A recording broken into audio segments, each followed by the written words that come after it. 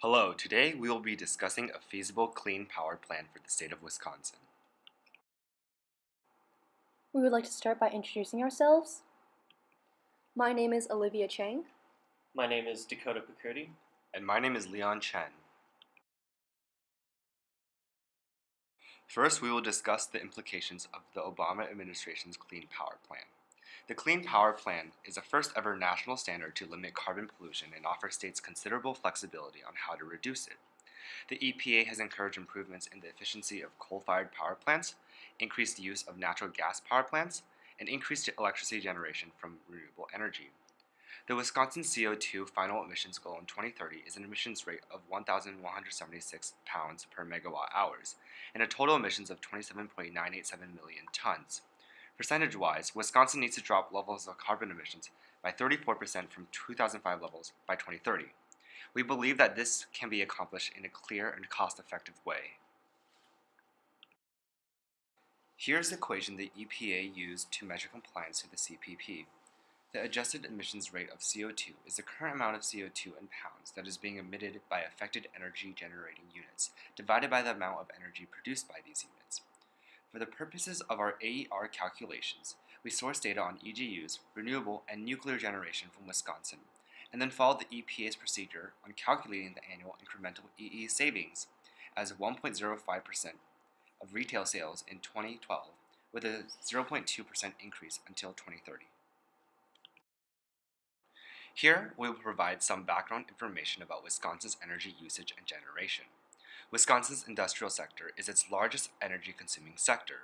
It uses about 40% of the state's energy. Additionally, coal provided about 63% of the state's net electricity in 2014. In August 2015, Wisconsin ranked 7th in the nation in ethanol production capacity. To this day, only about 7% of Wisconsin's net electricity generation comes from renewable energy resources, split among biomass, wind, and conventional hydroelectric power. Clearly, Wisconsin has cuts to make. Under CPP, they are the state with the 6th highest amount of carbon pollution to cut in the country. Let's examine a timeline to see how legislators and local government has responded to the CPP.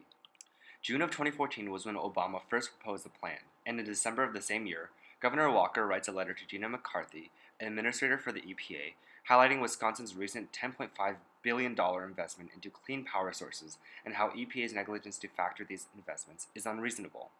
However, in August of 2015, Obama moved forward with the plan, with a demand for even deeper cuts of carbon emissions. Denouncing the plan as unworkable, Walker calls upon Wisconsin Attorney General Brad Schimmel to join a multi-state suit against the CPP. One of the largest parent organizations of power plants in Wisconsin, We Energies, reported its potential loss under the plan to be roughly $2 billion. Ellen Nowak, chairperson of the Public Service Commission of Wisconsin, joined the chorus of voices denouncing the bill by citing its negative effects on employment and electricity cost. Thus, with this context in mind, we hope that our proposal for Wisconsin's plan under the CPP addresses these and other concerns. Before deciding on a solution, we considered a range of other policy options but found problems with each. First, increasing renewables and enacting a renewable energy mandate has heavy public support from the Wisconsin public, but it's politically infeasible because of the state's attitudes towards wind energy, low solar potential in the state, and maxed out hydroelectric power. And renewable energy generation is often variable and requires expensive and lengthy infrastructure development. The second option we considered, retrofitting coal plants and upgrading their efficiency, is also expensive, time-consuming, and doesn't reduce the state's dependence on coal. And even higher efficiency coal plants still have high CO2 emissions. The third option we considered were traditional market-based mechanisms such as a carbon tax, cap-and-trade mechanism, and RRCs, but these are currently very politically unfavorable given Walker's stance on carbon taxes and cap-and-trade, and they have the potential to slow down economic growth through deadweight loss and higher energy prices. The final option we considered was energy efficiency improvements for residential, commercial, and industrial sectors, but these are also expensive and time-consuming because of the associated non-monetary costs, and they have relatively low carbon reduction potential compared to the other measures. Thus, we propose a simpler two-part solution. First, we propose the state should shift its electricity generation base from coal to natural gas, because natural gas power plants on average emit less than half of the CO2 emissions generated by coal-fired power plants per megawatt hour, and natural gas is also becoming more cost competitive with coal because of increased U.S. natural gas production. So in order to do this, we will utilize Wisconsin's natural gas plants to a higher capacity. Wisconsin currently has enough installed natural gas capacity to displace all of its electricity generated from coal, and thus no infrastructure changes will be needed to make this switch, and more gas generation can be added in a short period of time. Primary effects would be cost efficiency, increases to GDP, and flexibility of the electricity supply, with an unintended effect of an increase in electricity prices. Secondary effects would be higher compatibility with wind and solar energy, and an opening into the biogas market. We will examine current projections for future environmental and economic costs associated with carbon dioxide emissions using SCCO2, the social cost of carbon. SCCO2 is a parameter used to measure the economic damages for every increase of 1 metric ton in carbon dioxide emissions in a given year.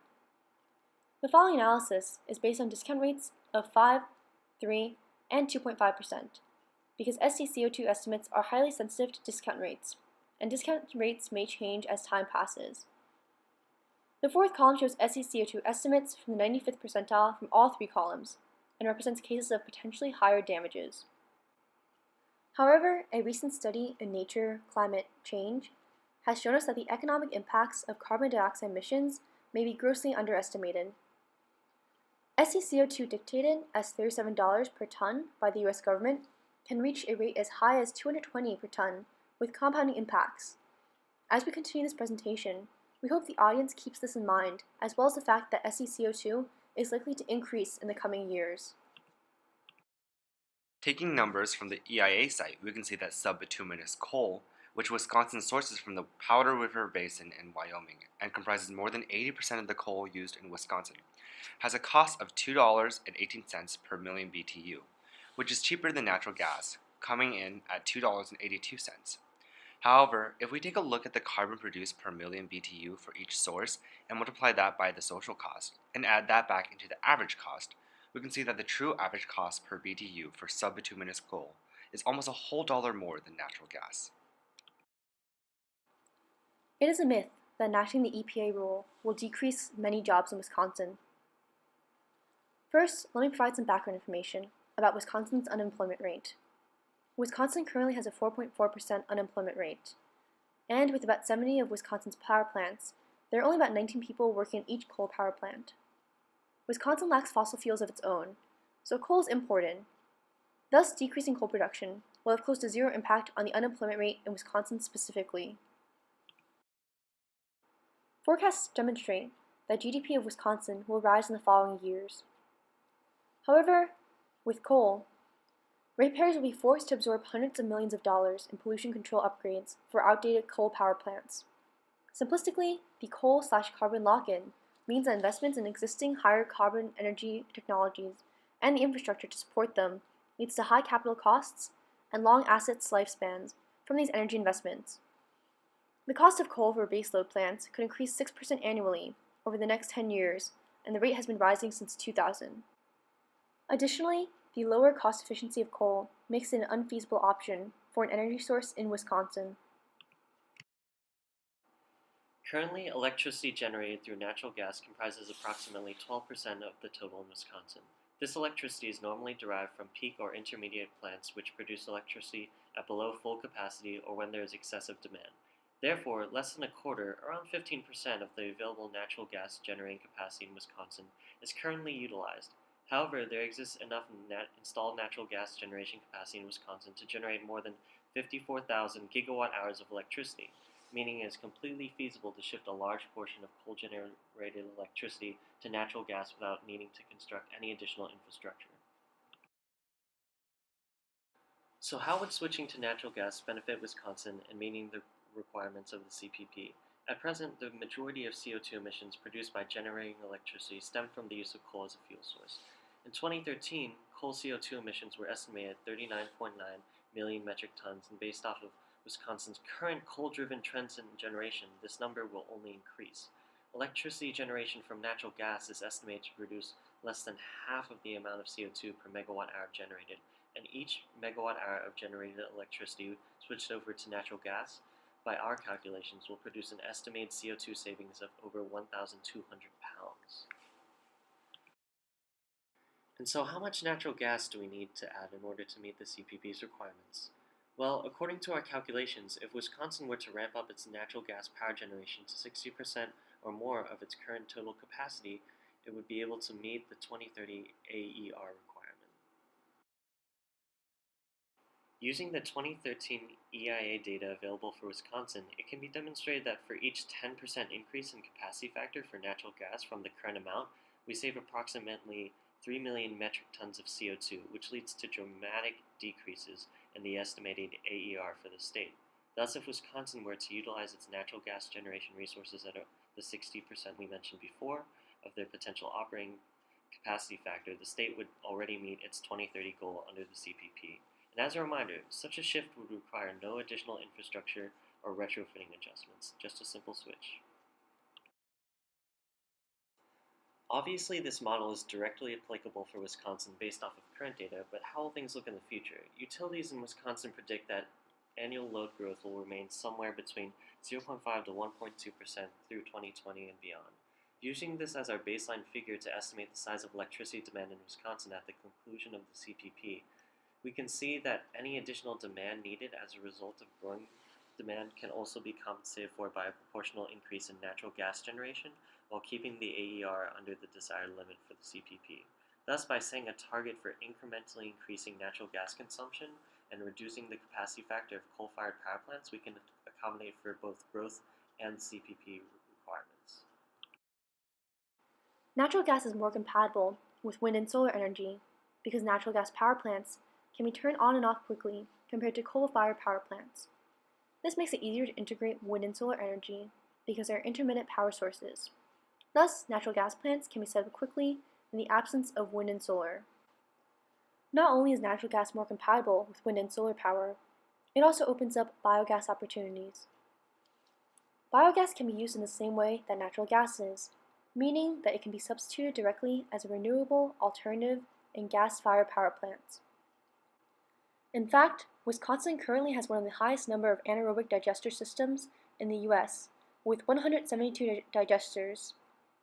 As a result, it will be easier for Wisconsin to transition in the future with facilities in place already.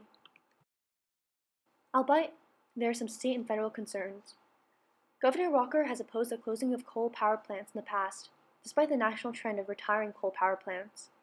As a result of retiring coal power plants, coal shares are currently declining nationwide, and natural gas still contains greenhouse gas emissions, although much less than coal carbon emissions.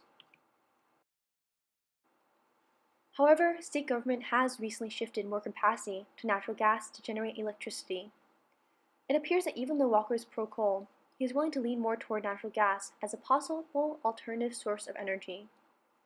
The federal government has also placed many incentives to switch to natural gas in its Clean Power Plan.